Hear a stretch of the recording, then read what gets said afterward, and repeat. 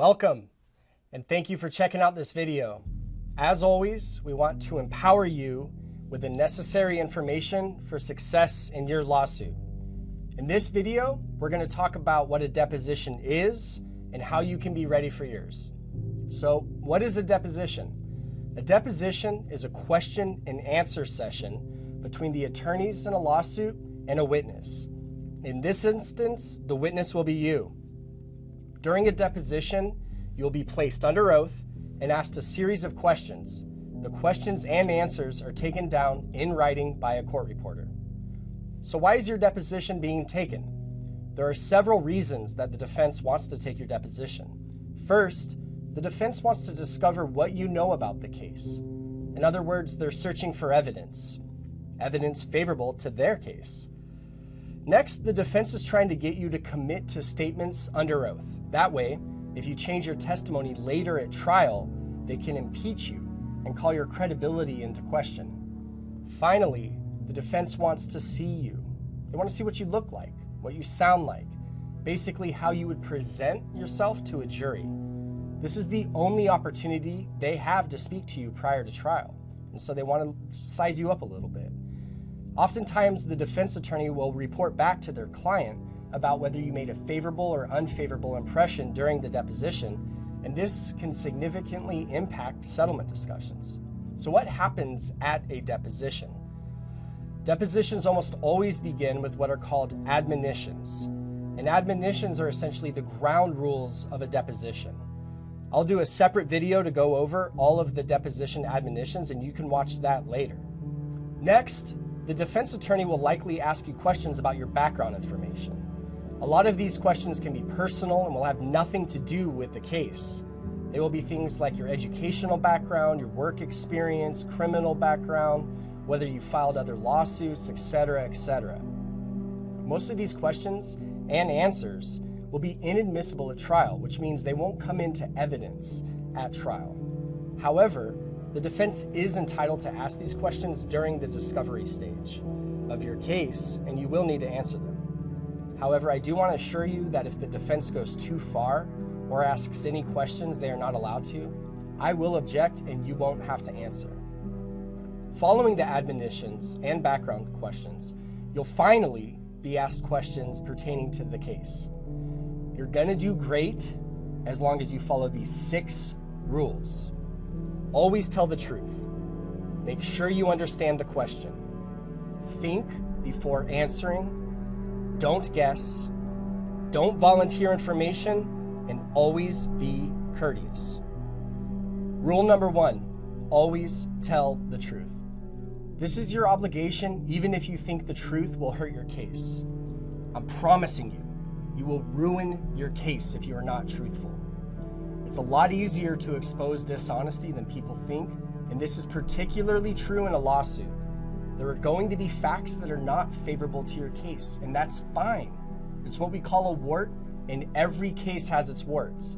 It's your job to tell the truth, and my job to handle the warts. And as long as you're honest, we'll be just fine. Rule number 2, make sure you understand the question. If you do not fully understand the question that has been asked, then do not answer it.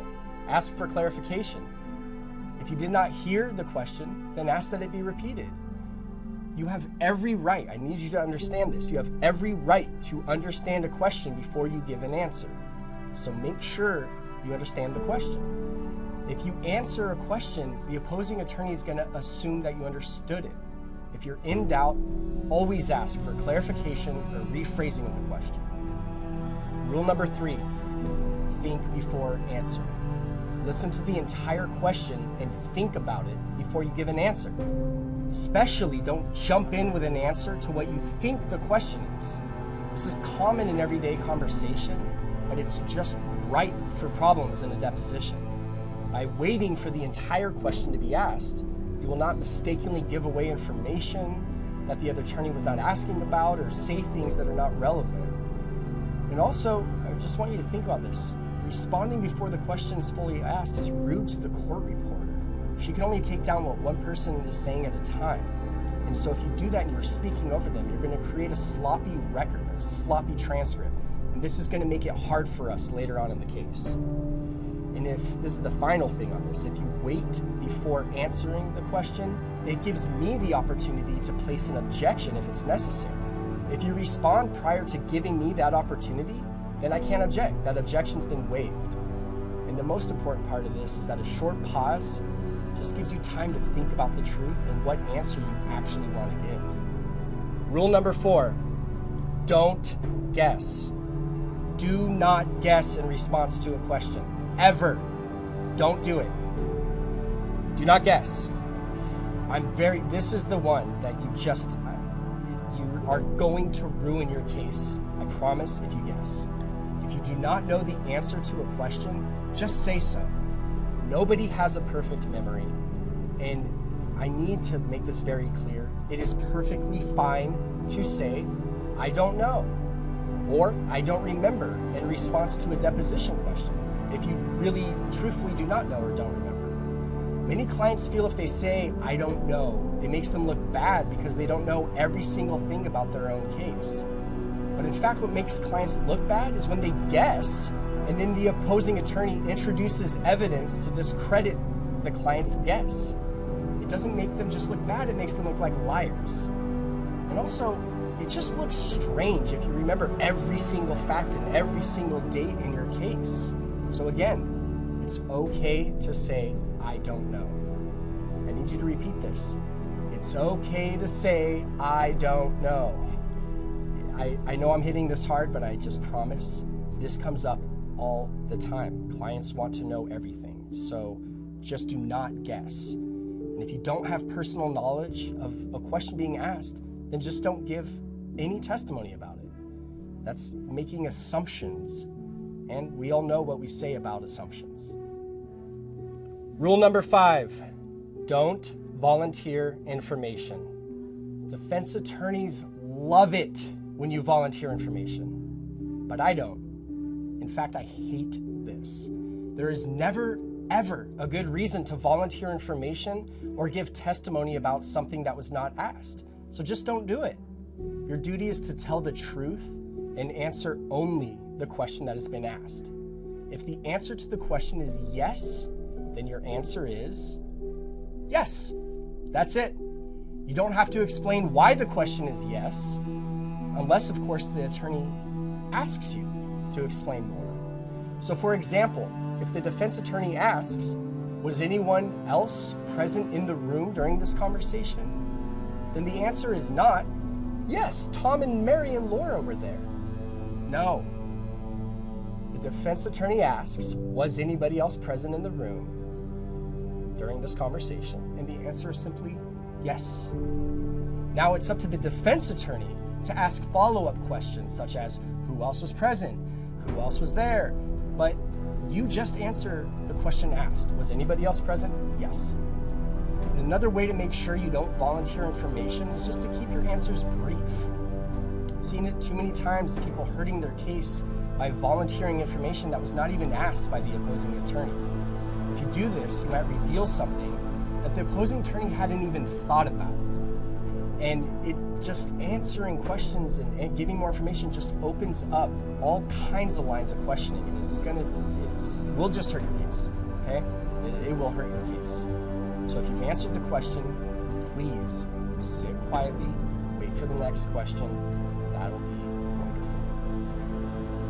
And now for our final rule, rule number 6, always be courteous. ABC. Always be courteous. I'm going to ask you something, and I want you to please think about this. Have you ever said something when you were angry that you later regretted? Let me ask you this too. Do you enjoy being around angry people? Look, anger is an overrated emotion. And if it's not employed properly, it will blow up in your face. Okay? I promise this. And more importantly, for our purposes, a deposition is never the proper time or place to display anger. Okay? I'm not telling you not to be angry. That would be very unreasonable of me. Obviously you're angry. You have every right to be angry. And during your deposition, you're probably going to feel a lot of anger raise up inside of you. And there's times where the defense attorney might even intentionally act like a jerk to get you to get angry. But what they're trying to do is to get you to say something you regret, to show your anger. So what I'm telling you, and what I'm actually promising you, is that if you act on that anger, you are going to hurt your case. There are no ifs, ands, or buts about it. If you get angry, you're going to say things that make you look bad, and you're going to hurt your case. And keep this in mind, please. We want to make a good impression on the defense attorney. They're going to be reporting back to their client, and they're the ones who make the decisions about settlement. If you get rattled or upset or argumentative or snarky in your deposition, and you respond to a defense attorney's questions like that, you're not going to make a good impression.